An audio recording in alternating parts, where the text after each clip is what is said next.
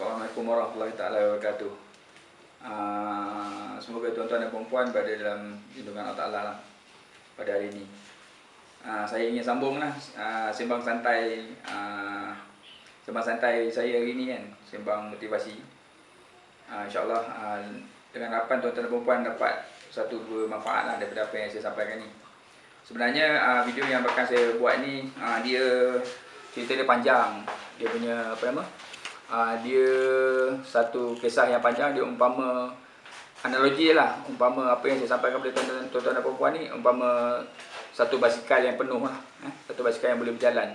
Jadi bila kalau tuan-tuan dan puan-puan tengok satu je video tu, jadi tuan-tuan dan puan-puan jumpa macam satu tayar basikal, lepas tu jumpa sproket dia, lepas tu jumpa rantai dia.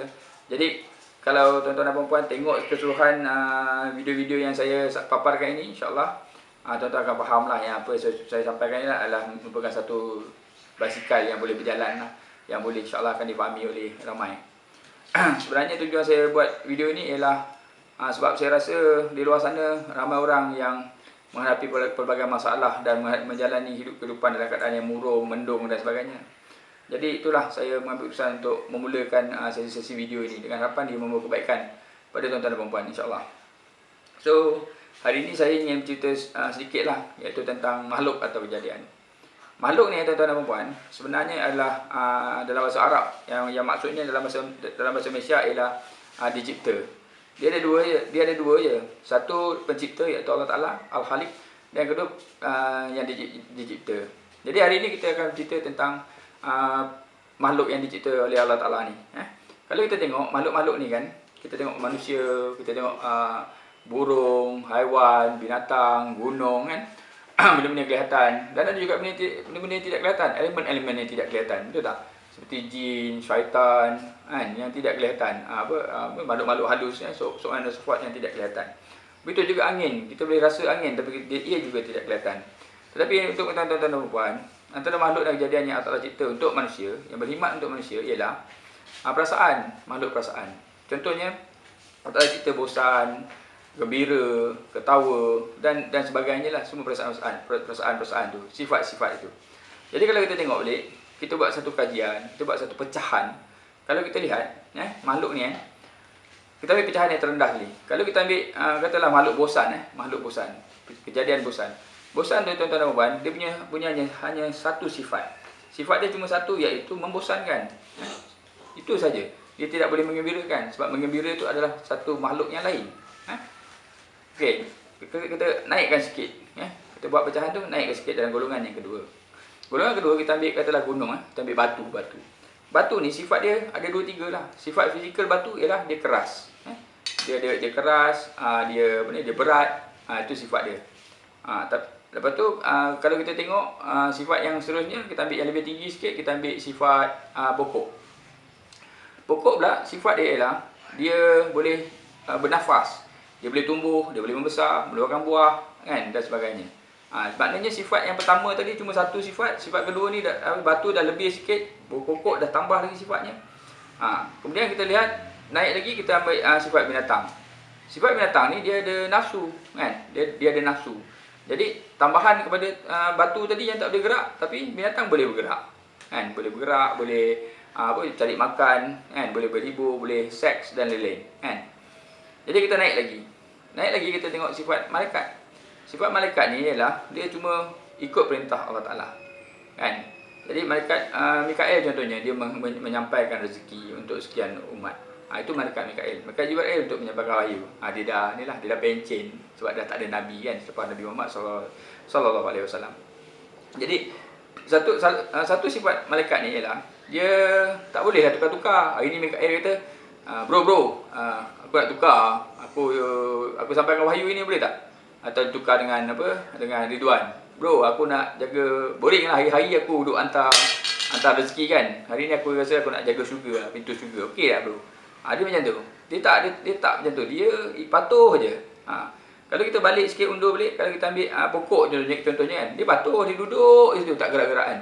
Cuba bayangkan tuan-tuan dan puan, satu malam tuan-tuan balik rumah, tiba-tiba tuan-tuan dan puan nampak pokok berjalan. Saya cakap kalau tuan-tuan dan puan nampak pokok berjalan, tuan-tuan dan puan berlari kot. Kan? Orang kata ini pokok hantu kan. Tapi kalau kita tengok dalam cerita-cerita Nabi, pokok pernah berjalan, dia ikut Nabi Muhammad SAW. Kan? Sebab dia punya respect kepada Nabi kan. Kita tengok batu pernah nak terbang masa peristiwa Isra' dan Mi'raj. Batu pernah nak terbang. Kalau kita tengok api contohnya, api yang panas tu pernah jadi sejuk daripada zaman Nabi Ibrahim kan. Jadi semuanya terpulang kepada Allah Taala kan, dan mereka patuh kepada Allah SWT. Allah Taala kata sejuklah dia pada si api tu tadi. Jom kita naik lagi. Bila kita naik lagi, kita tengok makhluk syaitan. Syaitan ni dia tak ada kerja lain tau. Dia tak boleh dia tak boleh tarik kita pergi disko, tak boleh. Dia cuma boleh menghasut je dalam hati kita. Kan dia kata, jom. Dia jom pergi disko, jom minum arak, jom. Dia boleh menghasut je. Itu je tugas dia. Dia tak boleh menjelmakan diri, ajak maksud saya dia ajak kita pergi disko ke mana-mana. Tidak, dia tak boleh buat demikian. Kemudian kita naik lagi level, kita jumpa manusia. Khalifah kan. Jadi manusia ni dia tidak seperti makhluk perasaan yang cuma satu sifat. Dia punya banyak sifat. Manusia ni kan dia boleh bergerak, dia tidak seperti binatang.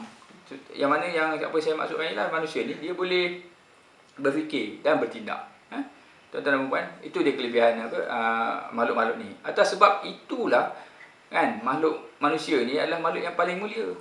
Kan Allah Taala memuliakan semua makhluk dan Allah Taala memuliakan manusia. Kan? Jadi cerita dia macam tu. So kesimpulan dari cerita ni kalau kita tengok daripada klasifikasi yang saya dah bagi tadi, kan? Kalau kita tengok baik makhluk batu, dia patuh kepada Allah Taala dengan kerasnya dia. Lantai ni keras, kalau tak keras habis kita dah masuk dalam bumi kan. Kalau kita tengok binatang, dia patuh pada Allah Taala. Patuh maknanya macam ni. Kita jarang, kita tak pernah tengok lembu yang makan harimau. Pernah tak tuan-tuan? Tak pernah. Kan dia patuh, dia cuma makan rumput je tuan-tuan dan puan. Kalau lembu boleh bercakap, saya rasa dia pun nak pergi makan kat Kenny Rogers. Kan? Lembu pun nak makan dekat Tony Romas. Kan? Lembu pun nak makan kat TGI Friday contohnya. Tapi tak boleh bang, kak. Kan? Lembu boleh makan sekadar makan rumput lah kan. So kalau kita tengok balik, kita naik balik, kita tengok malaikat. Malaikat pun patuh. Kan? Malaikat patuh, lembu patuh, kan? Angin patuh, matahari patuh daripada timur ke barat. Bulan patuh. Kan? So yang tak patuh siapa? Yang tak patuh adalah syaitan rajim. Kan? Itu confirm tak patuh. Dan yang diberi pilihan untuk patuh dan tak patuh adalah manusia dan jin. Jadi fikirkanlah tuan-tuan dan puan-puan. Janganlah kita berangan-angan untuk ke syurga, tapi perbuatan kita nak ke neraka. Kan? So itulah kesimpulan ceritanya. Saya harap kita semua bolehlah menjadi seorang manusia yang patuh dengan hukum mahkamah Allah Taala. Dan yang pastinya kita cuba elakkanlah daripada godaan syaitan. Sebab apa sekarang ni fitnah yang terbesar sebenarnya bukan syaitan, tapi manusia itu sendiri. Sebab kalau syaitan hanya boleh mengesyorkan, kalau syaitan boleh mengajak kita mengesyorkan menghasut kita untuk buat itu ini, manusia lain. Manusia ni bang, dia lagi jahat. Kadang-kadang dia lagi jahat dari syaitan. Dia lagi jahat daripada binatang. Sebab binatang tak buat, dia boleh buat. Kan?